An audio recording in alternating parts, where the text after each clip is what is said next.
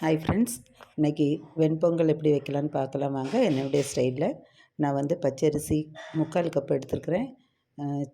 பாசிப்பருப்பு 1 கிளாஸ் எடுத்துருக்கேன். 2 கழுவி வச்சுக்கிடணும் ரெடியாக. குக்கரில் 1 ஸ்பூன் நெய், பசு நெய் நான் வீட்டில் ரெடி பண்ணது. அதில் ஜீரகமும் நல்ல மிளகு வந்து முழுசாக போட்டிருக்கேன். நல்ல மிளகு முழுசாக போட்டால் தான் அதுக்கு டேஸ்ட்டு வரும். பொடிச்சு போட மாட்டேன். அதில் எல்லாம் இது பண்ணிவிட்டு அதை கொஞ்சம் வறுத்துட்டு நம்ம அந்த அரிசியெல்லாம் மிக்ஸ் பண்ணி